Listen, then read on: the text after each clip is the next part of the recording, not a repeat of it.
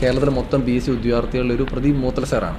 Asia book of record ജേതാവായ പ്രദീപ് മൂത്തലയിലേക്ക് ഈ മനുഷ്യൻ എത്തിപ്പെട്ടത് എങ്ങനെയാണ്? പരീക്ഷ അടുക്കുന്ന ഒരു മാസം ഭയങ്കരമായിട്ട് മെഴുകുതിരിയൊക്കെ കത്തിച്ച് വെച്ചിരുന്ന് പഠിക്കുമായിരുന്നു.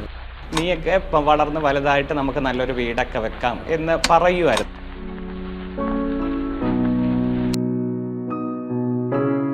സാർ അവിടെ ഒരു സ്വീകരിച്ചൊരു ഓൾറെഡി സാറ് പറഞ്ഞു എല്ലാ സബ്ജക്റ്റിനും തുല്യ പ്രാധാന്യം കൊടുത്തുകൊണ്ടാണ് സാർ പഠിച്ചതെന്ന് പറഞ്ഞു. സാറ് ഒരു ദിവസം എത്ര മണിക്കൂർ PSC കൊണ്ട് പഠിക്കുമായിരുന്നു? പലരും ഇങ്ങനെയുള്ള ഓരോ സാറുമാർ പറയുന്നുണ്ട് ഒരു ദിവസം എത്ര പഠിക്കണം. ഞാൻ ഒരിക്കലും ഒരു സ്റ്റുഡൻറ്റിനോട് ഇത്ര നേരം പഠിക്കണം, നമുക്ക് എപ്പോഴൊക്കെ തോന്നും അപ്പോഴെല്ലാം അങ്ങ് പഠിച്ചോണം. എപ്പം ഫ്രീ ഉണ്ടോ ഒരു ജോലി കിട്ടുന്നതിന് മുമ്പ് അത്രമാത്രം പഠിച്ചേ പറ്റൂ. ഞാൻ ഇത്ര സമയം വരെ പഠിച്ചു എന്ന്. പിന്നെ വേണമെങ്കിൽ നിങ്ങൾക്ക് വിഷയത്തിന് വേണ്ടി സമയം മാറ്റിവെക്കാം. മാത്സിനും ഇംഗ്ലീഷിനും അല്ലെങ്കിൽ ഉച്ചയ്ക്ക് 2 മണി തൊട്ട് 4 മണി വരെ ഇന്നത്. അല്ലാതെ ഞാൻ 8 മണിക്കൂർ പഠിക്കണം 12 മണിക്കൂർ പഠിക്കണം ഇങ്ങനൊന്നും ഞാൻ ഒരിക്കലും പറയത്തില്ല. കാരണം അങ്ങനെ ഇല്ല. എവിടം വരെ ഉറക്കം വരുന്നോ അങ്ങനെ പോകും. രാവിലെ കറക്റ്റായിട്ട് എണീക്കും. രാവിലെ എനിക്ക് ഈ പരീക്ഷ അടുക്കുന്ന കാലഘട്ടത്തിൽ രാവിലെ ഒരു 4 മണിയല്ല 5 മണി കറക്റ്റ് എണീക്കുമായിരുന്നു. ഒരുവിധം പരീക്ഷ എടുക്കുമ്പോൾ എല്ലാം അങ്ങ് വാശി 5 മണി തൊട്ട് ഫുൾ നല്ലോണം ഇരിക്കും. രാത്രി മാക്സിമം 11-11:30 അങ്ങനെ എനിക്കില്ല. എനിക്ക് അങ്ങനെ ആരും കമ്പൈൻ സ്റ്റഡിയും ഇല്ല. കമ്പൈൻ സ്റ്റഡി ഞാൻ പറഞ്ഞിട്ടില്ല. ഈ സാറുമാരുടെ അടുത്ത് ആ കൊച്ചിലെ ഒരുമിച്ചിരുന്ന് ട്യൂട്ടോറിയൽ പഠിപ്പിക്കുന്ന സമയത്ത് ആ സാറുമാരുടെ കേൾക്കാൻ പോയിട്ടുണ്ട്. പിന്നെ അവരങ്ങ് നിർത്തിപ്പോയി. പിന്നെ ഞാൻ കമ്പൈൻ സ്റ്റഡി ഇല്ല. ലൈബ്രറിയിൽ പോയിരുന്ന് അവിടെ ഒറ്റയ്ക്കിരുന്ന് ബുക്ക് എടുത്ത് വെച്ച് എനിക്കറിയാവുന്നതും അത് റിവിഷൻ നടത്തിയും ഒക്കെ കൊണ്ടുപോയി. സാറിന് അറിയാത്ത സബ്ജക്റ്റ് ഉണ്ടാവും, ഇപ്പോൾ ഇംഗ്ലീഷ് അല്ലെങ്കിൽ മാത്സ്. അപ്പോൾ അങ്ങനെയുള്ള സബ്ജക്റ്റുകളിൽ സാർ എന്താ ചെയ്തത്? അത് ഞാൻ മെനക്കെട്ടതാ. സത്യത്തിൽ ഞാനൊരു ഹ്യൂമാനിറ്റീസ് 10ാം ക്ലാസ്സിൽ നിർത്തിയതാണ്. മാത്സ് ആയാലും ഇംഗ്ലീഷ് വലിയ ഗ്രാമർ ഇല്ല. പക്ഷേ ഞാൻ എക്സൈസ് ഇൻസ്പെക്ടറിലെ ബിനു എന്ന് പറയുന്ന ആ ചേട്ടൻ അന്നേ പറഞ്ഞിട്ടുണ്ടായിരുന്നല്ലോ, ഈ ബുക്കുകൾ എടുത്ത് മാത്സിൻ്റെതായ ബുക്ക് എടുത്ത് മാത്സ് പഠിച്ചത്. അല്ലാതെ ഇന്ന ആളുടെ അടുത്ത് പോയി മാത്സ് പഠിച്ചെന്നോ ഇന്ന ആളുടെ അടുത്ത് പോയി ഇംഗ്ലീഷ് പഠിച്ചോ മെനക്കെട്ട് റിപ്പോർട്ട് ഓഫ് സ്പീച്ച് എന്താന്ന് എനിക്ക് വലിയ പഠിത്തമില്ല. എന്നാൽ ഈ 10ാം ക്ലാസ് കഴിഞ്ഞിട്ട് ഈ ഒരു വിഷയത്തിൽ ഞാൻ മെനക്കെട്ട് ഇതെന്റെ ആവശ്യമാണ്. പലര്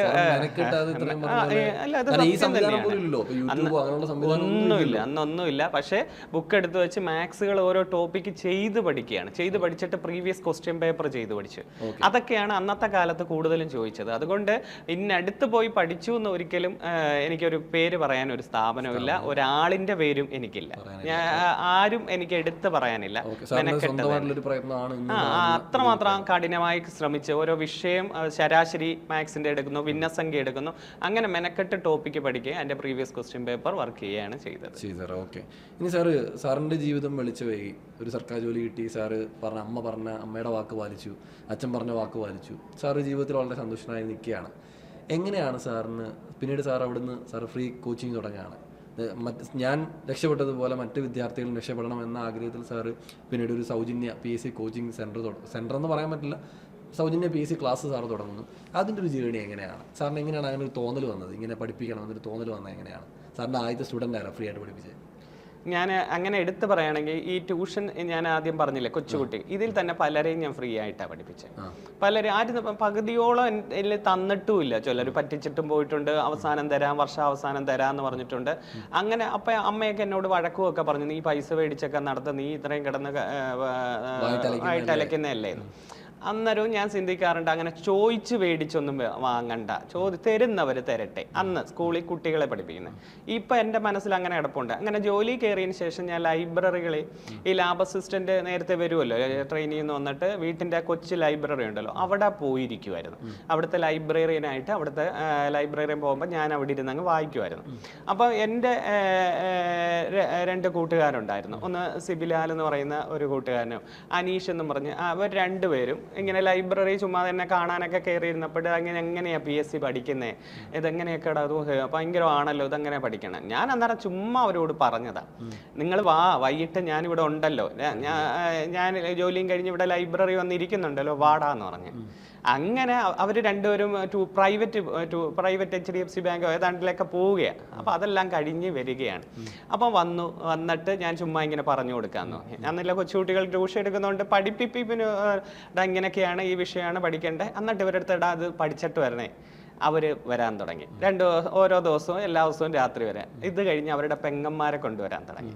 അങ്ങനെ ആ ലൈബ്രറിയിൽ അന്ന് ക്ലാസ് ഒന്നും തുടങ്ങിയിട്ടില്ല. അന്ന് ലൈബ്രറിയിൽ സൗജന്യ കോച്ചിങ് ക്ലാസ് ഒന്നുമില്ല. ഞാൻ ഇപ്പം ലൈബ്രറിയിലെ പ്രസിഡന്റ് സെക്രട്ടറി പ്രദീപ് മേളി ഇരിപ്പുണ്ട്, 2 നിലയുള്ളതാണ്, മേളി ഇരിപ്പുണ്ട്. അവിടെ PSCക്ക് എന്തോ പറഞ്ഞു കൊടുക്കുകയാണ്.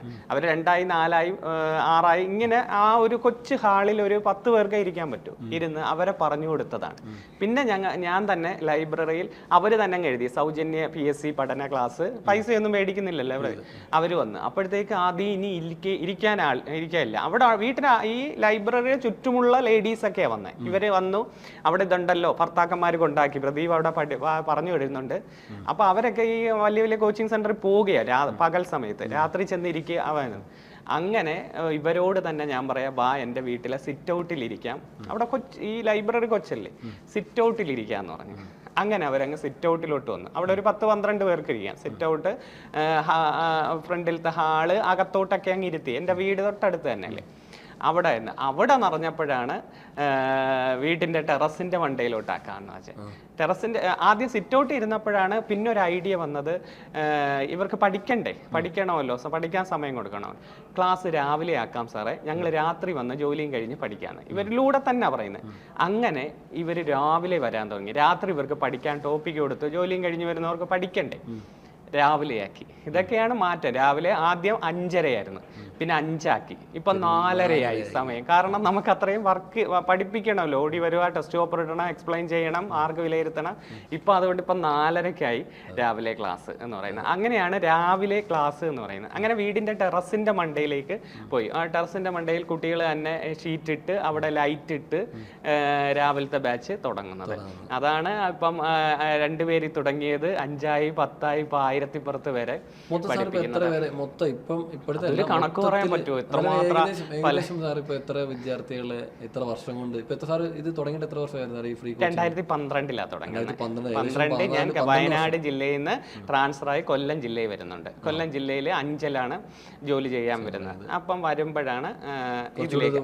അതിനു മുമ്പ് ഈ ലാബ് അസിസ്റ്റന്റ് നമ്മൾ കുറച്ച് പിന്നെ നിർത്തിയിട്ട് KCB കിട്ടിയപ്പോൾ ഇതെല്ലാം നിർത്തി പോകണമല്ലോ. പിന്നെ ഞാൻ ഇവിടെ വന്നപ്പോൾ വീണ്ടും ഇവരെല്ലാം ഒത്തുകൂടി വന്നു തുടങ്ങി. അങ്ങനെ വന്നോട്ട് ഇന്ന് വരെ ഏകദേശം 12 വർഷക്കാലമായി. ഇപ്പൊ എത്ര വിദ്യാർത്ഥികൾ സാറിന്റെ അവിടെ വന്ന് പഠിച്ചു പോയിട്ടുണ്ടാവും? വന്ന് പഠിച്ചത് കുറേ അധികം കാണും. ജോലി കിട്ടിയത് ഇതുവരെ 771 അത് കാരണം വാട്സപ്പ് ഗ്രൂപ്പുകളുണ്ട്. ഈ ഒരു 14 വർഷത്തിൽ 771 പേരെ ജോലിയിൽ കയറ്റിയില്ലേ. പഠിച്ചു പോയത് എന്തായാലും ഒരു 10,000-15,000 പുറത്താണ്. കുറെ പേര് വരുന്നു പോകുന്നു, എന്തായാലും ഒരു 10,000 കൂടുതലായി കാണും. കുറേ പേര് വന്നു പോയി കാണും. പക്ഷെ പിടിച്ചു നിൽക്കേണ്ടവർ പിടിച്ചു നിൽക്കും. ഞാൻ ഇവരോടൊരു ഉപദേശം കൊടുക്കാറുണ്ട്. അപ്പൊ ഉടനെ ഒന്നും ജോലി കിട്ടില്ല. ചാടിക്കേറി PSC ഉടനെ ഓടി വന്നാലൊന്നും കിട്ടില്ല.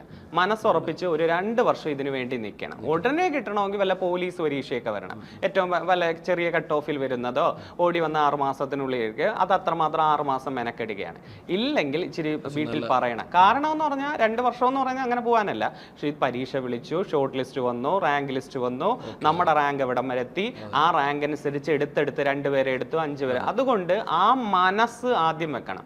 അത് മാത്രം പോരാ, നിങ്ങളെ വീട്ടുകാരുടെ അടുത്തും പറഞ്ഞുറപ്പിക്കണം, ഞാൻ ഇതിനു വേണ്ടി മാറ്റി വെച്ചിരിക്കുകയാണ്, ഇത്ര സമയം തരണമെന്ന്. എല്ലാ വീട്ടുകാർക്കും ഇതൊന്നും അറിയണമെന്നില്ല. ചിലപ്പോൾ അച്ഛനമ്മമാർ ഇരിക്കുന്ന ഓടി വന്നാൽ PSC ഇപ്പം ജോലി കിട്ടും, ഇച്ചിരി നേരം പഠിച്ച ചില അച്ഛനമ്മമാരുടെ വിചാരമുണ്ട്, അവൻ ഫുൾ ടൈം ഇരുന്ന് പഠിക്കുന്നുണ്ട്, എന്നിട്ട് അവ ഇതുവരെ ജോലി കയറിയില്ലല്ല, ഇനി അവനെ കൊണ്ട് നടക്കത്തില്ല. പല കുട്ടികളും പറയാറുണ്ട്.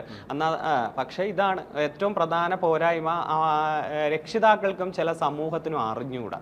ഇത്ര നാൾ പഠിച്ചാലേ അത് ജോലി കിട്ടൂ. ചിലപ്പോൾ ഇന്നില്ലെങ്കിൽ പിന്നെ ഇവർക്ക് തന്നെ വാശിയ, ഞാൻ ഇത്രയും പഠിച്ചല്ലോ, അടുത്ത പരീക്ഷ നോക്കാം, അടുത്ത പരീക്ഷയിൽ എന്തുമാത്രം ഗ്യാപ്പുണ്ട്, ആ ഒരു മനസ്സുണ്ടാവണം. ഈ നല്ല കുറേ കുട്ടികൾ വരെ പിന്തിരിഞ്ഞു പോയിട്ടുണ്ട്. കാരണം വീട്ടിലെ സാഹചര്യം, പിന്നെ ഈ നാട്ടുകാരുടെയും ആൾക്കാരുടെയും പറച്ചിൽ കാരണം അവർ നല്ല ലെവലായിട്ടും നിൽക്കാൻ പറ്റാത്ത കുറേ പേരുണ്ട്. അത് സംഭവം ഇതാണ്, നമ്മുടെ നാട് അങ്ങനെ ആയിപ്പോയി. പക്ഷേ ഞാൻ പലപ്പോഴും കുട്ടികളോട് പറഞ്ഞു, നിങ്ങൾ കാര്യം പറഞ്ഞ് നിങ്ങളെ മനസ്സിൽ നിങ്ങളുടെ അച്ഛനമ്മമാരും നിനക്കും അറിയാമെങ്കിൽ നാട്ടുകാരെ ഇനി നോക്കരുത്. അവരെന്തോ പറഞ്ഞോട്ടെ, ഇതുവരെ ആയില്ലയോ എന്ന്. നിനക്ക് വിശ്വാസം ഉണ്ടോ, ഇത് കിട്ടുമെന്ന്. നിങ്ങളുടെ അച്ഛനമ്മമാർക്കും കുഴപ്പമില്ല, കുറച്ച് നാളും കൂടെ പഠിക്കുക എന്ന് ഗ്യാരണ്ടി ഉണ്ടെങ്കിൽ പഠിച്ചോളാൻ പറയും. നമുക്കൊരു ജോലി കിട്ടുമ്പം ഈ പോയവരെല്ലാം തിരിച്ചു വരും. ഈ കളിയാക്കിയവരായാലും പിന്തിരിഞ്ഞു പറഞ്ഞവരായാലും എല്ലാം നമ്മുടെ മുമ്പിലേക്ക് തിരിച്ചു വരും. നമുക്ക് കിട്ടുന്ന ആ ഒരു പൊസിഷൻ എല്ലാം തരും. ആദ്യം ഇതെല്ലാം കേൾക്കുക, ഒരു ചെവി കൂടെ കേട്ട് മറു ചെവി കൂടെ അങ്ങ് കളയുക, പഠിക്കുക, മനസ്സറിഞ്ഞ് ആത്മാർത്ഥമായിട്ട് മുന്നേറിക്കൊണ്ടേയിരിക്കുക. ഇതല്ലെങ്കിൽ മറ്റൊന്ന് നമുക്ക് തരും. ആദ്യം മുമ്പിൽ വരുന്ന പരീക്ഷയ്ക്ക് നിന്റെ പരീക്ഷ ഏതാണോ മുമ്പിൽ, അതിനുവേണ്ടി അങ്ങ് ശ്രമിക്കുക. അത് ചിലപ്പം ഭാഗ്യം കൊണ്ട് കിട്ടത്തില്ല, ചിലപ്പോൾ നമ്മൾ അവിടെ ചെല്ലുമ്പോൾ ടെൻഷൻ അടിക്കും, ചിലപ്പം അറിഞ്ഞത് എഴുതിയത്തില്ല, അങ്ങനെയൊക്കെ സംഭവം. എത്രയോ പേർക്ക് ചിലപ്പോൾ നമ്മൾ കണ്ടിട്ടുണ്ട്, നല്ല പഠിക്കുന്നവരേക്കായി ഒരു മീഡിയം പഠിക്കുന്നവർക്കായിരിക്കും ചിലപ്പോൾ ആദ്യ റാങ്ക് വരുന്നത്. അത് കാരണം ചിലപ്പോൾ നല്ല പഠിക്കുന്നവർ പഠിച്ചില്ല എന്നല്ല, അവിടെ ചെന്നുള്ള ഒരു മനസ്സുണ്ട്, നമ്മുടെ പരീക്ഷാ ഹാളിൽ എഴുതുന്ന ഒരു മനസ്സുണ്ട്. അത് ചിലപ്പം ചിലവർക്ക് അവിടെ ഒരു ഭാഗ്യമാണ്. അല്ലാതെ തന്നെ എനിക്ക് ഭാഗ്യമില്ല, എനിക്ക് വിധിയില്ല, ഞാൻ അതുകൊണ്ട് ഈ കളയാണ്, ഇനി നടക്കുന്ന കാര്യമല്ല, അങ്ങനെയൊക്കെ പറഞ്ഞ് പിന്തിരിഞ്ഞാൽ പിന്നെ ഒരു കാലത്ത് വിഷമിക്കേണ്ടി വരും. 10, 40, 45 വയസ്സ് കൊണ്ട് അയ്യോ ഓരോരുത്തർ ജോലി ചെയ്യുന്ന കാണുന്നതും അവർക്ക് കിട്ടുന്ന സൗഭാഗ്യങ്ങൾ, അവർ നല്ല വീട് വെക്കുന്നു, കാറ് വാങ്ങുന്നു, അവർക്കുണ്ടാവുന്ന മാറ്റങ്ങൾ, സമൂഹത്തിന് കിട്ടുന്ന അംഗീകാരം, ഇതൊക്കെ കാണുമ്പം പിന്നെ വിഷമിക്കരുത്. ഒരു കാലത്ത് ഞാനും പഠിച്ചതായിരുന്നല്ലോ എന്ന് ഓർക്കരുത്. അതുകൊണ്ട് ഇപ്പം സമയമുണ്ടെങ്കിൽ ഇപ്പം തന്നെ അങ്ങ് മെനക്കെട്ട് ഇച്ചിരി സമയം എടുത്തായാലും അങ്ങ് പഠിക്കുക. കിട്ടുമെന്ന് വിശ്വാസം ഉണ്ടോ, അത് നേടിയിട്ടേ പിന്മാറാവും. അതാണ് എനിക്ക് അവരോട് പറയാനുള്ളത്. അതെ. പിന്നെ സാർ, എനിക്ക് പ്രദീപ് സാറിൻ്റെ കാര്യത്തിൽ ഒരു വലിയൊരു സന്തോഷവും ഭയങ്കര ഒരു സാറിനോട് അറ്റാച്ച്മെൻറ്റ് എപ്പോഴും തോന്നാനുള്ള കാര്യം എന്ന് വെച്ചാൽ, സാറ് സൗജന്യ PSC ക്ലാസ് തുടങ്ങി അവരൊരു സർക്കാർ ഉദ്യോഗസ്ഥരാക്കാൻ വേണ്ടി മാത്രമല്ല സാറ് ശ്രമിച്ചത് എന്നുള്ളതാണ്. കാരണം സാറ് അവരിലൂടെ കുറേ സോഷ്യൽ കമ്മിറ്റ്മെൻറ്റ് അവർക്ക് പഠിപ്പിച്ചു കൊടുക്കുന്നു, അവരെയും കൊണ്ട് സാർ കുറേ കാര്യങ്ങൾ ചെയ്യുന്നു, സാധാരണക്കാരെ സഹായിക്കുന്നു, അവരിൽ നിന്ന് എല്ലാവരുടെയും പൈസ കളക്ട് ചെയ്തിട്ട് വിദ്യാർത്ഥികൾക്ക്, പഠിക്കാൻ ഗതിയില്ലാത്ത വിദ്യാർത്ഥികൾക്ക് സാർ അവർക്ക് സാധനങ്ങൾ എത്തിക്കുന്നു, കുറേ പാവപ്പെട്ട ആൾക്കാർക്ക് അസുഖത്തിനാണെങ്കിലും ഒക്കെ ഉള്ള പൈസ പിരിച്ചു കൊടുക്കുന്നു. അപ്പോൾ സാറ് മാത്രമല്ല ചെയ്യുന്നത്, സാറിലേക്ക് വന്ന വിദ്യാർത്ഥികളെ കൊണ്ട് ഇതൊക്കെ ചെയ്യിപ്പിക്കുന്നു. സോ അത്തരത്തിൽ സാറ് ഒരു വലിയൊരു സമൂഹത്തെ അങ്ങനെ ഒരു കമ്മിറ്റ്മെൻ്റ് ഉള്ള സമൂഹമാക്കി മാറ്റാൻ കൂടി സാറ് ശ്രമിക്കുന്നുള്ളതാണ്. സാറിൻ്റെ ആ ഒരു പ്രവൃത്തി എത്രത്തോളം മഹത്വം ഉള്ളതാണെന്നുള്ളത് സാർ ചിലപ്പോൾ അങ്ങനെ ചിന്തിക്കുന്നുണ്ടാവില്ല, പക്ഷേ അത്രത്തോളം മഹത്വമുള്ളൊരു കാര്യമാണ് സാർ ചെയ്തുകൊണ്ടിരിക്കുന്നത്. സാർ അതിനൊക്കെ ഒരു ഇൻസ്പിറേഷൻ എങ്ങനെയാണ്? സാറിന് എങ്ങനെയാണ് ആ ഒരു തോന്നലേക്ക് സാർ വരുന്നത്? ഒരു പഠിച്ചാൽ മാത്രം പോലെ ഇങ്ങനെയുള്ള കാര്യം കൊണ്ട് നിങ്ങളൊക്കെ ചെയ്യണമെന്ന് സാർ അവരെ കൊണ്ട് ചെയ്യിപ്പിക്കുന്നതിന് പിന്നിലുള്ള ഉദ്ദേശം എന്താണ്? ഉദ്ദേശം എന്ന് പറയുന്നത് നമ്മുടെ മനസ്സ് നല്ല നമുക്ക് ചെയ്യാൻ കഴിയുന്നത് സമൂഹത്തിന് വേണ്ടി ചെയ്യുക. അതിപ്പോൾ എല്ലാവർക്കൊന്നും പറ്റില്ല. ഈ ഒരു സമൂഹത്തിൽ 100 പേരെടുത്താൽ 90 പേരും അവരുടെ മേഖലകളിൽ ഒതുങ്ങും. ചിലപ്പോൾ ഒരു 10% പേര് ഈ ഒരു മേഖലയിലോട്ട്. ഞാനിപ്പം ചിന്തിക്കുന്ന ഇതാണ്, നമ്മുടെ ശമ്പളത്തിൽ ഒരു 1% 1% അല്ലെങ്കിൽ 5% ഇതിനു വേണ്ടി മാറ്റിവെക്കുക. അത് ചിലപ്പോൾ നമുക്ക് പിന്നീട് തിരിച്ച് കിട്ടിയിരിക്കും. ഞാനിപ്പോൾ പഠിപ്പിച്ച് തുടങ്ങിയപ്പോൾ തന്നെ സൗജന്യമാണ്. പല കുട്ടികളും എൻ്റെ കൈ കൊണ്ടുവന്ന് ഫീസ് പിടിപ്പിച്ചിട്ടുണ്ട്. സാർ ഇത് ഇരിക്കട്ടെ, സാറിൻ്റെ ഞങ്ങൾക്ക് വേണ്ടി കഷ്ടപ്പെടുന്നത്. ഞാൻ പറയടാ, ഇത് നിൻ്റെയിലിരിക്കട്ടെ, എനിക്കിവിടെ കൊണ്ടുവന്ന് ഞാനിപ്പം എന്നിട്ട് എനിക്ക് നല്ലൊരു സാലറി ഉണ്ട്, എനിക്ക് കിട്ടുന്നുണ്ട്, എനിക്ക് ആവശ്യത്തിന് ജീവിക്കാനുണ്ട്. ഞാനിപ്പോൾ ഇവരെ ഇന്ന് ഇപ്പം സഭയൊന്ന് ആലോചിച്ച് നോക്കി, ഇത്രയും പേരെ ഇന്ന് ഒരാളെ നിന്ന് ഞാൻ ഒരു 500 രൂപ വെച്ച് വാങ്ങിയാലും, അല്ലെങ്കിൽ ഇപ്പോഴത്തെ കോച്ചിങ് സെൻ്ററിലെ പൈസയൊക്കെ അറിയാമല്ലോ, ഞാനിപ്പോൾ ഏറ്റവും വലിയൊരു കോടീശ്വരന്. ഒരു ആദരിക്കൽ ചടങ്ങിൽ മന്ത്രി മേഴ്സിക്കുട്ടിയെ അന്നത്തെ എൻ്റെ അടുത്ത് ആ മൈക്കിലൂടെ തന്നെ പറഞ്ഞു, എനിക്ക് തോന്നുന്നു കൊല്ലം ജില്ലയിലെ ഏറ്റവും വലിയ കോടീശ്വരൻ പ്രദീപ് ആവേണ്ടതായിരുന്നു. ഒരു കുട്ടിയുടെ നിന്ന് 500 രൂപയെങ്കിലും പേടിച്ചിരുന്നു. ഞാനത് പലപ്പോഴും ഞങ്ങളുടെ ബന്ധുക്കൾ വരെ പറയാറുണ്ട്, നിനക്ക് വട്ടം ആണോ എന്നൊക്കെ അന്നൊക്കെ എൻ്റെ അടുത്ത് ചോദിച്ചിട്ടുണ്ട്. പക്ഷേ ഞാനിപ്പം ചിന്തിക്കാറുള്ളത്, ഇങ്ങനെയുള്ള കാര്യങ്ങൾ ചെയ്യുമ്പോൾ എനിക്ക് കിട്ടുന്ന ഒരു സന്തോഷമുണ്ട്.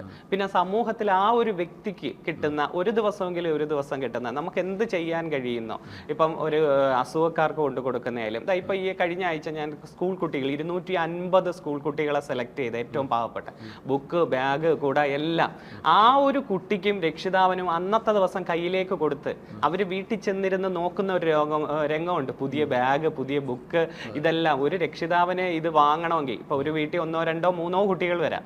ആ എത്ര രൂപ ഒരു കുട്ടിക്ക് വേണ്ടി ഈ വെക്കേഷൻ സമയത്ത് വേണം. ആ ഒരു രക്ഷിതാവ് ചിലപ്പോൾ ഒട്ടും വയ്യാത്തായിരിക്കും. ഞാൻ സെലക്ട് ചെയ്യുന്നത് അത്രമാത്രം സെലക്ട് ചെയ്ത പാവപ്പെട്ട 250 കുട്ടികളെ.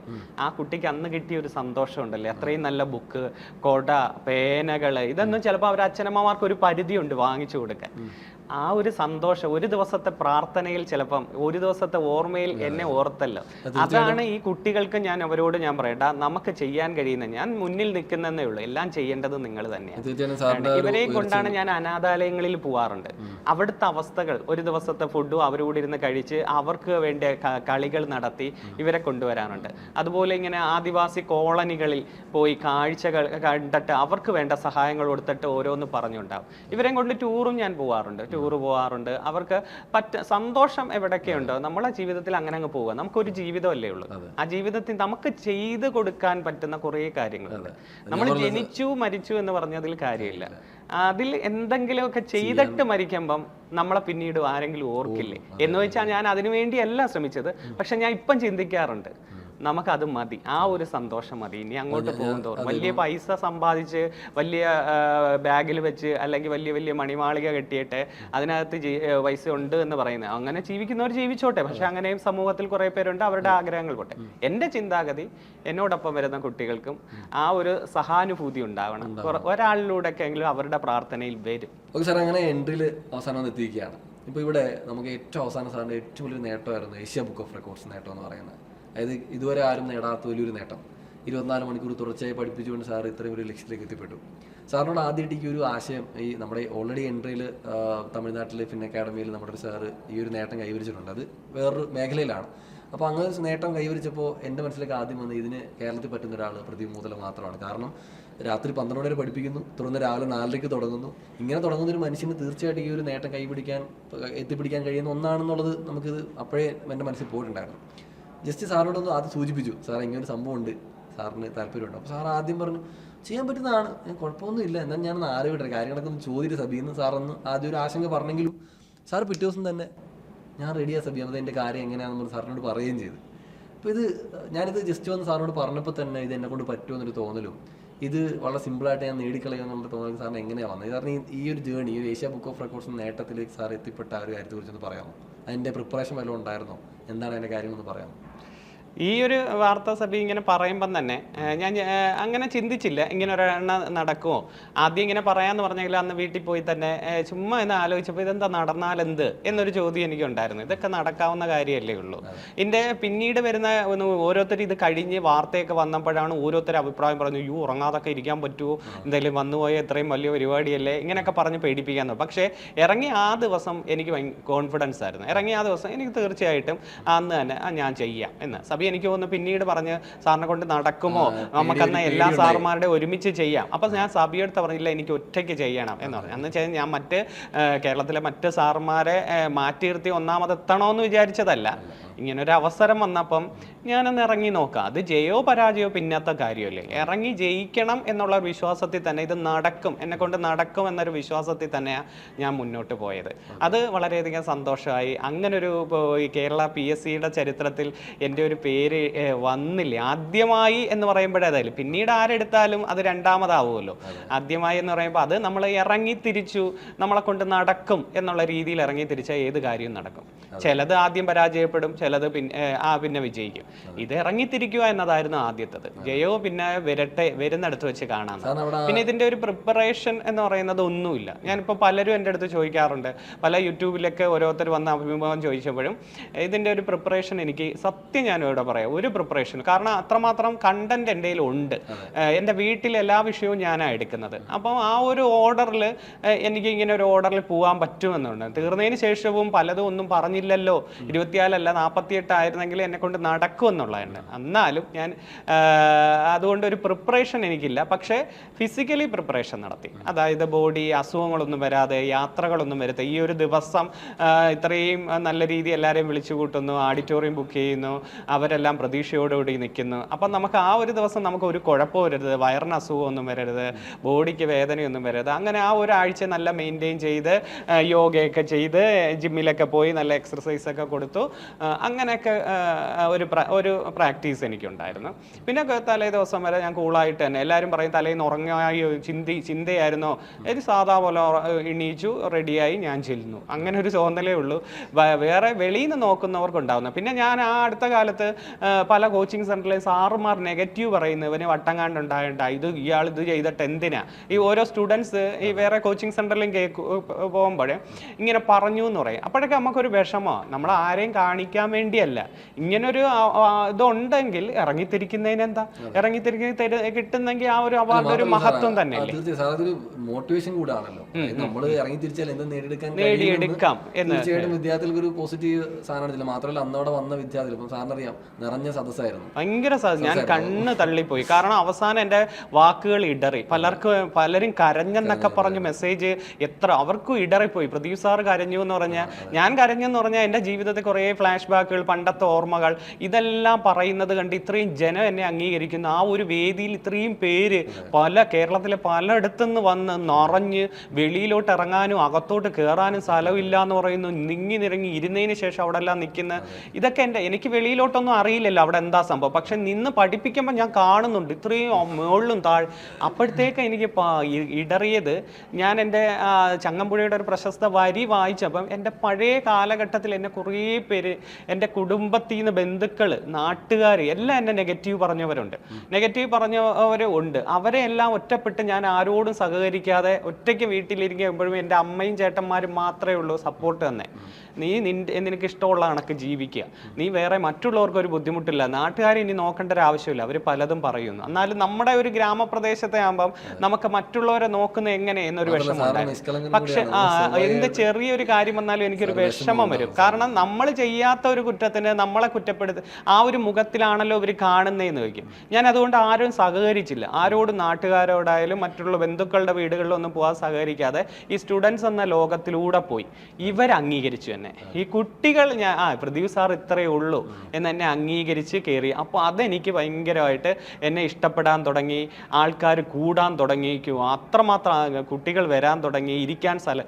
ഇതാണ് എന്നെ കയറി വന്നത്. അതാണ് ഈ അവസാനം വന്ന് നിർത്തിയിരിക്കുന്ന ഏഷ്യ ബുക്ക് ഓഫ് റെക്കോർഡ് എന്ന് പറയുന്നത്. നമ്മുടെ രോമമൊക്കെ എഴുന്നേറ്റ് നിൽക്കുന്ന ഒരു സാധ്യതയാണ്. കാരണം നമുക്കുള്ള സന്തോഷം, നമുക്ക് സാറിന്റെ ലൈഫിൽ ഏറ്റവും ഒരു അച്ചീവ്മെന്റിന് ഞങ്ങളും ഭാഗവാക്കായി എൻട്രി അതിന് നേതൃത്വം കൊടുത്തു എന്നുള്ളത് കൂടിയാണ് നമ്മുടെ സന്തോഷം. എൻട്രി ഇല്ലായിരുന്നെങ്കിൽ ഇത് ഇത്രയും ഇതാവത്തില്ല. തീർച്ചയായിട്ടും അവരെ കൊണ്ട് എല്ലാവരും സപ്പോർട്ടായിരുന്നു, എത്രമാത്രം സപ്പോർട്ടായിരുന്നു. കുട്ടികളുണ്ടായിരുന്നു, അവര് രാപകലില്ലാതെ അവരോട് ഓടി, ഉറക്കമില്ലാതെ അവര് കുറെ കഷ്ടപ്പെട്ടായിരുന്നു. രാത്രിയിലൊക്കെ നല്ല കുട്ടികളല്ലായിരുന്നു, കാണാൻ വരെ ഇവരൊക്കെ ഇരിക്കുമെന്ന്. അന്നൊക്കെ എനിക്ക് ആ ഒരാഴ്ചയിൽ തലേന്നൊക്കെ അപ്പോൾ രാത്രിയിലൊക്കെ ആരെങ്കിലും കാണുമോ, ഇങ്ങനെയായിരുന്നു എൻ്റെ ചിന്താഗതി. 2, 3, 5 പേരെങ്ങാണേ ഉള്ളോ, ഇനി ഈ മൈക്ക് ഓപ്പറേറ്ററെയൊക്കെ പിടിച്ച് ഫ്രണ്ട് ഇരുത്തണോ, ഇതൊക്കെയായിരുന്നു ചിന്ത. പക്ഷെ എല്ലാം രാത്രിയിലൊക്കെ അതൊക്കെ ചിലപ്പം അവർ അത്രമാത്രം നമ്മളെ ഇഷ്ടപ്പെട്ടത് കൊണ്ടായിരിക്കും അവരിരുന്നത്. അവർക്ക് എന്തെങ്കിലും പ്രയോജനം ഉണ്ടായി, ഇഷ്ടപ്പെടുന്നതിനേക്കാളത് ഈ ക്ലാസ് കേട്ടാൽ എന്തെങ്കിലും പ്രയോജനം കിട്ടും. അല്ലാതെ അവർക്ക് ഓടി വന്ന് ഇച്ചിരി നേരം സാറിനെ കാണാൻ വേണ്ടി വരേണ്ട ഒരു ആവശ്യമില്ലല്ലോ. സാറിനെ കാണണമെങ്കിൽ ഏതെങ്കിലും ഒരു അവസാന സമയമോ അല്ലെങ്കിൽ രാവിലെയോ ഒന്ന് വന്നിട്ട് പോയാൽ മതിയല്ലോ. ഈ അവസാന നിമിഷം വരെ വരണമെങ്കിൽ അവരുടെ ജീവിതത്തിൽ എന്തെങ്കിലും മാറ്റം ഉണ്ടായിരുന്നു. അതിന് ഞാൻ അവരോട് ഒത്തിരി നന്ദി പറയുകയാണ്. എൻ്റെ ഈ ഒരു നല്ലൊരു സംരംഭത്തിൽ അവരെല്ലാം എത്തിച്ചേർന്നു. അങ്ങനെ ഒരു ജീവിതത്തിൽ ഒരിക്കലും എല്ലാ സാറുമാർക്കും കിട്ടുന്നതായിരിക്കത്തില്ല. അത് ചിലപ്പോൾ ഒരു നിമിത്തം പോലെ ദൈവം എനിക്ക് വിധിച്ചു വെച്ചിരുന്നതാന്ന് എനിക്ക് പറയാനുള്ളത്. അത് അവകാശപ്പെടാനില്ലല്ലോ, ഇത് ഒറ്റരാൾ മാത്രമേ ഉള്ളൂ, പ്രദീപ് മോത്തല. ഇനി വേറൊരു പേര് അതിനില്ല. അപ്പോൾ സാർ ഇപ്പോൾ ഏഷ്യ ബുക്ക് ഓഫ് റെക്കോർഡ്സ് ഒക്കെ നേടി സാർ വലിയൊരു നേട്ടത്തിലൊക്കെ നിൽക്കുകയാണ്.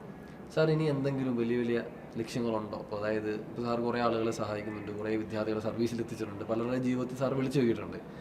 ഇതിനപ്പുറം ഇനിയും തുടർന്നുള്ള സാറിൻ്റെ ജീവിതത്തിലും എന്തെങ്കിലുമൊക്കെ ചെയ്യണം, ഇതിനപ്പുറം എന്തെങ്കിലും ചെയ്യണമെന്നൊക്കെ ആഗ്രഹിക്കുന്നുണ്ടോ?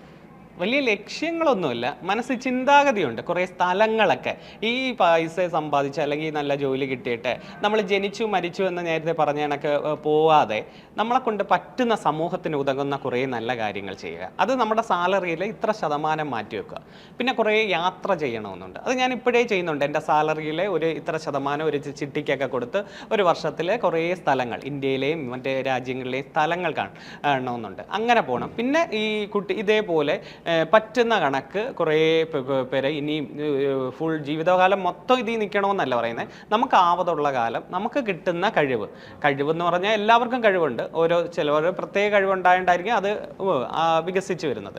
അത് ചെയ്ത് ആ കുട്ടികളെ ഇപ്പം എന്നെ പോലെ കുറേ പാവപ്പെട്ടവരുണ്ടായിരിക്കും, വലിയ പൈസ കൊടുത്ത് കോച്ചിങ് സെൻറ്ററിൽ പോകാൻ പറ്റാത്ത, അത് ചിന്താഗതിയിൽ അവരെടുത്ത് തോന്നും. ഇപ്പം തന്നെ ഞാൻ ഈ ജോലി കിട്ടുമ്പോഴും അല്ലെങ്കിൽ ക്ലാസ്സിൽ ഇരിക്കുമ്പോൾ തന്നെ പറയാറുണ്ട്, ഞാനിപ്പം മരിച്ചു പോയാലും നിങ്ങളുടെ വീടിൻ്റെ മുകളിൽ മുകളിൽ ഒരു ചെറു നക്ഷത്രമായിട്ട് ചിലപ്പം തിളങ്ങി നിൽക്കുമ്പോൾ നിങ്ങൾ നിങ്ങളുടെ മക്കളോട് പറയണം, അത് പ്രദീപ് സാറ് വന്ന് നിൽക്കുകയാണ്, നമ്മളെ കാണാൻ വന്നതാണ് എന്ന് ഞാൻ എപ്പോഴും വിഷമിച്ച് പറയുകയല്ല, സന്തോഷത്തോടെ പറയാണ്. ഒരു കാലഘട്ടം വരെ മതി, എനിക്ക് ജീവിതം മതി എന്നാണ് ഞാൻ എപ്പോഴും ചിന്തിക്കാറുള്ളത്. ഒത്തിരി കാലം ജീവിക്കണമെന്നൊന്നും ഞാൻ പറയുന്നില്ല, പക്ഷേ ആ ഒരു 50 വയസ്സ് 55 വയസ്സ് അത്രയും മതി എനിക്ക് ജീവിതകാലത്തിൽ. അത്രയും എൻ്റെ അമ്മ അടുത്തോളം സന്തോഷത്തോടെ ജീവിച്ചിരുന്നിട്ട് പോകണമെന്നാണ് എൻ്റെ ആഗ്രഹം. പക്ഷേ ഈ നാട്ടിൽ കുറേ യാത്രകൾ ചെയ്യണം, പറ്റുന്ന ഈ നാട്ടിലുള്ളിടത്തോളം കാലം സമൂഹത്തിനും ഇങ്ങനെയുള്ള ഉദ്യോഗാർത്ഥികൾക്കും ഈ ഉദ്യോഗാർത്ഥികളിലൂടെയും എന്നിലൂടെയും കുറേ പാവങ്ങൾക്ക് എന്നാൽ സഹായിക്കുക, അവരുടെ ഒരു ദിവസത്തെ സന്തോഷത്തെ ഞാൻ ഉൾക്കൊള്ളുക. ഇതാണ് ഇനി എൻ്റെ ലക്ഷ്യങ്ങൾ എന്ന് പറയുന്നത്.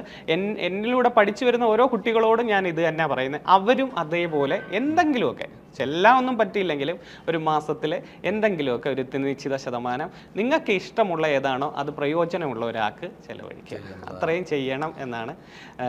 ഓക്കെ സാർ, സാറിൻ്റെ ജീവിതത്തിലൂടെ വലിയൊരു യാത്രയാണ് നമ്മളിപ്പോൾ നടത്തിയത്. ഇനി നമ്മുടെ PSC വിദ്യാർത്ഥികൾ ആഗ്രഹിക്കുന്ന ചില ചോദ്യങ്ങളുണ്ട്. സാറിൻ്റെ ജീവിതം തന്നെ അവർക്ക് വലിയൊരു ഇൻസ്പിറേഷനാണ്, മോട്ടിവേഷനാണ്. അതോടൊപ്പം തന്നെ അവർക്ക് അറിയാൻ ആഗ്രഹിക്കുന്ന കുറച്ച് കാര്യങ്ങൾ, അത് ഞാൻ സാറ് സിമ്പിൾ കുറച്ച് ചെറിയ വാക്കിൽ തന്നെ സാറൊന്നത് സൂചിപ്പിച്ചാൽ മതി. അല്ല, ഒന്നാമത് ചോദ്യം ഇതാണ്, ഈ ഹാർഡ് വർക്ക്, ഇതിനകത്ത് ഹാർഡ് വർക്ക് വളരെ പ്രധാനപ്പെട്ടതാണല്ലോ. ഈ ഹാർഡ് വർക്കിനൊപ്പം ഈ ജോലി നേടാൻ, സർക്കാർ ജോലി നേടാൻ വല്ല ഷോർട്ട് കട്ട് വല്ലതും ഉണ്ടോ? ഇല്ല, ഷോർട്ട് കട്ട് ഇല്ല. ഹാർഡ് വർക്ക് ഉണ്ടോ, നേടിയിരിക്കും. ഈ പതുക്കെ ആയാലും നമുക്കത് കിട്ടിയിരിക്കും. പക്ഷെ നമ്മൾ ശ്രമിച്ചുകൊണ്ടിരിക്കുക. ഹാർഡ് വർക്ക് ചെയ്ത് മുമ്പിൽ വന്നാൽ കിട്ടിയില്ല എങ്കിലും വാശിയോടുകൂടി പോവുക, അത് മാത്രം. ഷോർട്ട് കട്ടിലൂടെ ഒരു ജോലി കിട്ടി എന്ന് പറഞ്ഞാൽ ആരും വരാറില്ല. ചിലപ്പോൾ 1% പേർക്ക് അങ്ങാണ് ഷോർട്ട് കട്ട് കിട്ടിയെന്നും പറഞ്ഞ് അത് ഉദാഹരണമായിട്ട് പറയരുത്. ബാക്കി 99% ആ ടോപ്പിക് അനുസരിച്ചും സിലബസ് അനുസരിച്ചും ആത്മാർത്ഥമായിട്ട് മുന്നേറിയാൽ നമുക്ക് കിട്ടും. ഇതല്ലെങ്കിൽ മറ്റൊന്ന് കിട്ടിയിരിക്കും. അതിനുവേണ്ടി അവിടം വരെ നമ്മൾ മനസ്സ് പതറാതെ മുന്നോട്ട് പോവുക. വേറെ ഒന്നും നിങ്ങൾ നോക്കണ്ട. നാട്ടുകാരെയും വീട്ടുകാരെയൊക്കെ നോക്കി അവരുടെ വാക്കുകളും കേട്ട് വിഷമിച്ചിരിക്കുകയാണ് അല്ലെങ്കിൽ പിന്മാറുകയാണെങ്കിൽ നിങ്ങളുടെ ജീവിതത്തിൽ നിങ്ങൾക്ക് കിട്ടേണ്ട ആഗ്രഹിച്ച ജോലിയാണ് നിങ്ങൾ നഷ്ടപ്പെടുത്തുന്നത്. അതുകൊണ്ട് മുന്നേറുക, ആത്മവിശ്വാസത്തോടെ പഠിക്കുക, ഹാർഡ് വർക്ക് എന്നുള്ളതാണ്. സാറേ, ഒരു ദിവസം ഒരു PSC വിദ്യാർത്ഥി എത്ര മണിക്കൂർ പഠിക്കണമെന്ന് സാറ് പറയുമോ? ഒരിക്കലും ഞാൻ പറയത്തില്ല. ഞാൻ എൻ്റെ അനുഭവം തന്നെ പറയാം. എപ്പോഴൊക്കെ സമയമുണ്ടോ അതെല്ലാം ബുക്കെന്ന ലോകത്തിലൂടെ ആയിരിക്കണം. പിന്നെ നമുക്കിപ്പം കളിക്കണ്ടെന്ന് പറയുന്നില്ല. നിങ്ങൾക്ക് ആഗ്രഹമുണ്ട് വൈകുന്നേരം ഞാൻ 2 മണിക്കൂർ ആൺകുട്ടികളോട് കളിക്കുന്നവരാണെങ്കിൽ കളിച്ചോ. പക്ഷെ ഒന്ന് ചിന്തിക്കുക, മുമ്പിൽ ഡേറ്റോട് കൂടി പരീക്ഷ വന്നിട്ടുണ്ടെങ്കിൽ അത് കഴിഞ്ഞു അവന് സമയമുണ്ട്. എന്നിട്ട് നീ കൂട്ടുകാരോട് പറയുക, അല്ലെങ്കിൽ കളിക്കാൻ പോകണം, അല്ലെങ്കിൽ വൈകിട്ട് കറങ്ങാൻ പോകണം എന്ന കൂട്ടുകാരുണ്ടാ എനിക്ക് ഇത്രയും പഠിക്കാനുണ്ട്, പരീക്ഷ വരുന്നു എന്ന് മാന്യമായിട്ട് 1-2 ദിവസം പറയുമ്പോൾ അവൻ തന്നെ പിന്മാറും. അല്ലാതെ കൂട്ടുകാരൻ എന്ത് തോന്നും എന്ന് വിചാരിച്ച് അവൻ്റെ കൂടെ പോവുകയാണെങ്കിൽ ആ 2 മണിക്കൂർ അത്രമാത്രം ആരാണോ പഠിക്കുന്നത് അവൻ കയറി വരുത്തതേ ഉള്ളൂ. ദൈവം എന്ന് പറയുന്ന ഒരു ശക്തി ഉണ്ട് എങ്കിൽ തീർച്ചയായിട്ടും ഏറ്റവും കൂടുതൽ ആ പരീക്ഷയ്ക്ക് വേണ്ടി വർക്ക് ചെയ്തത് ആരാണോ അവനെ ഉയർത്തിക്കൊണ്ടുവരാൻ. അല്ലാതെ നല്ല സമയം കിട്ടിയിട്ടും അവനിങ്ങനെ പോവുകയാണ്. അതുകൊണ്ട് ഒരു കൃത്യം സമയം വെക്കണ്ട. സമയം വെച്ച് 8 മണിക്കൂർ പഠിക്കണം, 12 മണിക്കൂർ പഠിക്കണം, അല്ലെങ്കിൽ ഒരു ദിവസത്തിൽ 16 മണിക്കൂർ പഠിക്കണം, അങ്ങനെ നോക്കണ്ട. എപ്പോഴൊക്കെ സമയം കിട്ടുന്നു, പക്ഷേ സമയം കറക്റ്റ് കാൽക്കുലേറ്റ് ചെയ്യണം. ഓരോ വിഷയമാക്കി മാറ്റണം. രാവിലെ പഠിക്കുമ്പോൾ ഇത്ര നേരം ഇന്ന വിഷയം 3-4 വിഷയം, അതായത് English, maths, Malayalam, current affairs, GK ഒരേപോലെ കൊണ്ടുപോകാൻ ശ്രമിച്ചാൽ മതി. അപ്പോഴത്തേക്ക് എല്ലാം ഇഷ്ടപ്പെട്ട് വരും. Okay sir, okay. ഇനി അടുത്ത ചോദ്യം, എത്ര നാൾ പഠിച്ചാൽ PSC കിട്ടും? അങ്ങനെ ഒരു സമയം പറയരുത്. ചിലവർക്ക് പെട്ടെന്ന് കിട്ടും, ഓടി വന്നാൽ ചിലപ്പം ചിലവർ കൊച്ചു ഡിഗ്രി കഴിഞ്ഞ ഉടനെ കിട്ടിയെന്ന് പറയും. ചിലവർ 30-35 വയസ്സാവുന്നവർ ഉണ്ട്. അതുകൊണ്ട് വയസ്സിനെ നോക്കല്ല, വയസ്സ് കടന്നു പോയവർക്കും വിഷമമുണ്ട്. 35 വയസ്സ് ഇനി എനിക്ക് കിട്ടുമോ സാറേ, എനിക്ക് കുട്ടികളായി, വീട്ടിലെ ഭാരമായി, ഭർത്താവ്, ലോണ്, കാര്യങ്ങൾ ചില ലേഡീസൊക്കെ പറയാറുണ്ട്. ചില ആൺകുട്ടികൾ 10-28 വയസ്സ് കഴിയുമ്പോൾ പറയാറുണ്ട് അച്ഛൻ അസുഖമായി, പെങ്ങളെ കല്യാണമായി എന്നൊക്കെ പറയാറുണ്ട്. അതൊന്നും ഇനി നോക്കണ്ട. ഇനി നോക്കിക്കഴിഞ്ഞാൽ ചിലപ്പോൾ നിങ്ങളെക്കാൾ ജൂനിയർ കയറി ജോലി ചെയ്യുമ്പോൾ വീട്ടിൽ തന്നെ കുറ്റപ്പെടുത്തുന്നതാണ്. അവൻ ജോലി കയറി, നീ എത്ര നാൾ കൊണ്ട് പഠിക്കുന്നു എന്നൊക്കെ നിങ്ങളുടെ ചെവിയിലേക്ക് വരും. പക്ഷെ നിങ്ങൾക്ക് വിശ്വാസം ഉണ്ടോ? ചിലപ്പോൾ ഞാൻ പറഞ്ഞില്ലേ, വിധിയായിരിക്കും. നമുക്ക് ആദ്യത്തത് കിട്ടിയില്ല, നമ്മുടെ തെറ്റുകൾ തിരുത്തി വരിക. ഓരോ പരീക്ഷയ്ക്ക് നമുക്ക് എന്തുകൊണ്ട് കുറഞ്ഞു എന്ന് നമ്മൾ സ്വയം വിലയിരുത്തുക. അതിന് വാശിയോടുകൂടി ആ വിഷയത്തിന് ഇമ്പോർട്ടൻ്റ് കൊടുക്കുക. ചിലർ മാത്സ് പാടാണ് അല്ലെങ്കിൽ സയൻസ് പാടാണെന്ന് പറഞ്ഞ് അങ്ങ് കളയും. പക്ഷേ അടുത്ത പരീക്ഷയ്ക്ക് സയൻസ് എനിക്ക് എളുപ്പമാക്കണം, മാത്സ് എനിക്ക് സിമ്പിൾ ആക്കണമെന്ന് പറഞ്ഞ് അതിനുവേണ്ടി ഇത്ര സമയം കൂടുതൽ മാറ്റിവെക്കുക.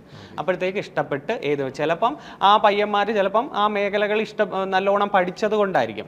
അതുകൊണ്ട് മറ്റുള്ളവരെ താരതമ്യം ചെയ്തോ ഇത്ര വർഷം പഠിച്ചാലേ കിട്ടൂ നോക്കണ്ട. പക്ഷെ നിങ്ങൾക്കും നിങ്ങളുടെ അച്ഛനമ്മമാർക്കും വിശ്വാസമുണ്ട്, എൻ്റെ മോൻ ജോലി കയറുമെങ്കിൽ തുടർച്ചയായി പഠിക്കുക. മറ്റുള്ളവരുടെ വാക്കുകൾ കേട്ടുകൊണ്ട് നിന്നാൽ നിങ്ങളുടെ ആഗ്രഹങ്ങൾ ഇല്ലാതാവത്തതേ ഉള്ളൂ. ഓക്കെ സാറേ, ഇനി അടുത്തത് PSC പരീക്ഷകളിൽ കുറേ പേര് തോറ്റുപോയിട്ടുണ്ട്. ഈ തോറ്റുപോയവർ ചിലപ്പോൾ മടുത്തിട്ട് ഇട്ടിട്ട് പോയിട്ടുണ്ടാവും, വീണ്ടും പഠിക്കാൻ തയ്യാറാകുന്നവരുണ്ടാവും. ഈ PSC പരീക്ഷ തോറ്റവരോട് സാറിന് എന്താ പറയാനുള്ളത്? തോറ്റു എന്ന അവിടെ ഒരു വാക്കില്ല, അവർ പിന്മാറിയതാണ്. തോറ്റു എന്ന് നമുക്ക് പറയാൻ പറ്റുമോ? എത്ര പരീക്ഷകളാണ് കിടക്കുന്നത്. ഈ 18 വയസ്സ് തൊട്ട് 36 വയസ്സ് വരെയും എഴുതാവുന്ന, കാറ്റഗറി മാറുന്നവർക്ക് 40 വയസ്സ് വരെ എഴുതുന്നത്. പിന്നെ ഇവിടെ തോറ്റു എന്നില്ല.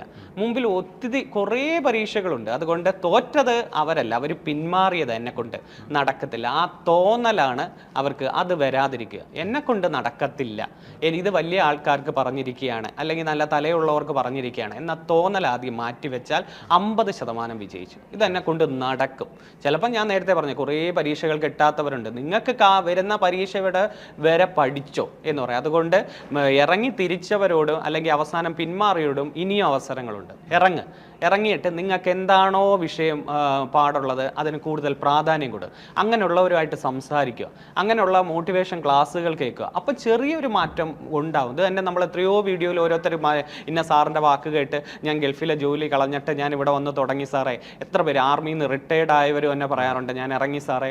അങ്ങനെ കുറേ മാറ്റമുണ്ട്. സാറിൻ്റെ ആ വാക്കുകൾ കേൾക്കുമ്പോഴാണ് ഞാൻ പിന്നെ പഠിച്ചു തുടങ്ങിയത്. രാവിലെ എണീക്കുമ്പോൾ സാറിൻ്റെ മോട്ടിവേഷൻ ക്ലാസ്, അത് ചിലവർക്കുണ്ടാവുന്ന ഒരു മാറ്റമാണ്. അവർക്ക് ആഗ്രഹം ഉള്ളിൽ കിടന്നു, അവർ നിർത്തിയത് വീണ്ടും. അതുകൊണ്ട് പറയുകയാണ്, തോറ്റ് പിന്മാറിയതല്ല, നിങ്ങളുടെ മനസ്സ് അനുവദിക്കാൻ, മനസ്സിനെ തിരിച്ചു കൊണ്ടുപോകാം. മനസ്സിന് നിങ്ങൾക്ക് മാത്രമേ പറ്റത്തുള്ളൂ. അവർക്ക് മനസ്സിനെ തിരിച്ചു കൊണ്ടുവരാൻ ആരെയും നിർബന്ധിക്കാൻ പറ്റില്ല. നിങ്ങൾ തോന്നുക, ഇറങ്ങുക. ഒരു ദിവസം രാവിലെ ഉണരുമ്പോൾ ചിന്തിക്കുക, ഞാൻ ഇന്ന് തൊട്ടങ്ങ് തുടങ്ങുകയാണ്. ചിലപ്പോൾ 1, 2, 3 ദിവസത്തെ വാശിക്ക് നിർത്തിക്കളയരുത്. 4-ാം ദിവസം താന്നും പോകരുത്. ഇതെനിക്ക് പരീക്ഷയാണ്, ഞാൻ പഠിക്കുകയാണ്. ആദ്യത്തെ നാളുകളിൽ ഇറങ്ങുമ്പോൾ പലരും ചിലപ്പം വീട്ടിൽ തന്നെ പെങ്ങൾ കളിയാക്കുന്നവരാണ്. ഇവർ വീണ്ടും തുടങ്ങിയിരിക്കുന്നു. ചിലപ്പോൾ നാട്ടുകാർ, കൂട്ടുകാർ ആയിക്കോട്ടെ. പക്ഷെ നിനക്ക് ആഗ്രഹം ഉണ്ടെങ്കിൽ പഠിച്ചു പോവുക, നേടിയിരിക്കും. സാധാരണക്കാർക്കാണ് കിട്ടിയിരിക്കുന്ന മൊത്തം. അല്ലാതെ 10ാം ക്ലാസ്സിൽ റാങ്ക് കിട്ടിയവർക്കൊന്നും അല്ല. സാധാ ജയിച്ചവർ എത്രയോ ഇൻ്റർവ്യൂ നമ്മൾ കണ്ടിട്ടുണ്ട്. ഞാൻ 10ാം ക്ലാസ് ഇപ്പം തന്നെ പോലീസിൽ കഴിഞ്ഞതിന് 3ാം റാങ്ക് മേടിച്ചവൻ പറഞ്ഞു, ഞാൻ +2 വലിയ പഠിത്തമില്ലായിരുന്നു, അതുകൊണ്ട് IT-ക്ക് കിട്ടി, അവിടെ പോയി ഞാൻ പക്ഷേ പോലീസ് എന്ന ആഗ്രഹത്തിൽ ഞാൻ മെനക്കെട്ടി ഇപ്പം 3ാം റാങ്ക് കിട്ടിയെന്ന് പറഞ്ഞു.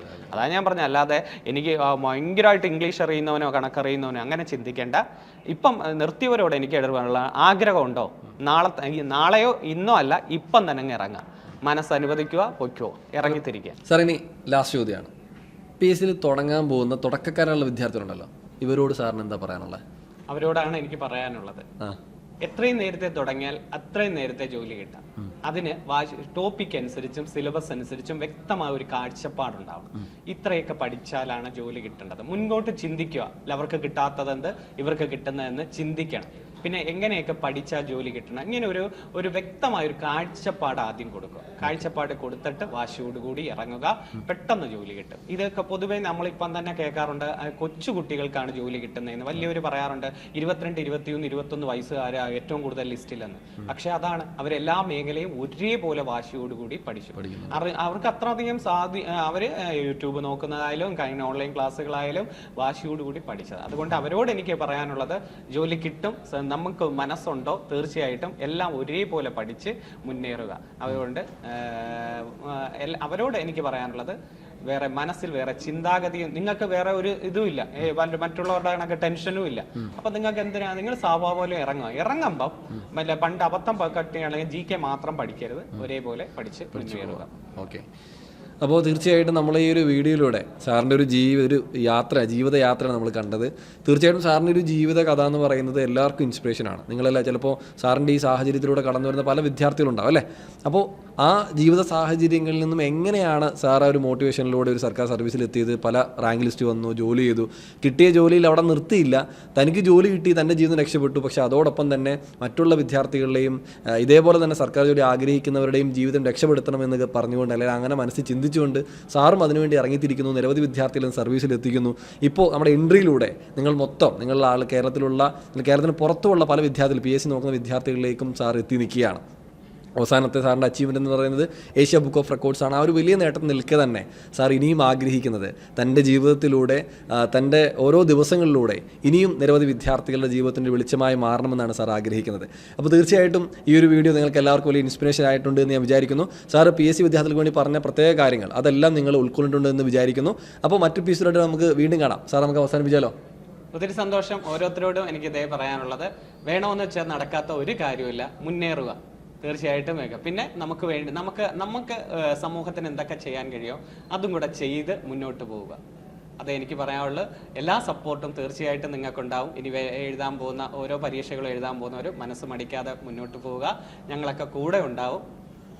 സന്തോഷം. അപ്പോൾ നമ്മുടെ പുതിയ പരീക്ഷകളൊക്കെ വരുന്നുണ്ട്. നന്നായിട്ട് പഠിക്കുക. എൻട്രി ആപ്പിൽ നമ്മുടെ അധ്യാപകരുടെ ഒക്കെ ക്ലാസ്സുകളുണ്ട്. നന്നായിട്ട് പഠിക്കുക, നന്നായിട്ട് പരിശ്രമിക്കുക. പരീക്ഷകളൊക്കെ കൊണ്ട് നന്നായിട്ട് പരീക്ഷകൾ എഴുതുക. അപ്പോൾ മറ്റൊരു എപ്പിസോഡായിട്ട് വീണ്ടും കാണാം. അപ്പോൾ കാണും വരെ ബൈ.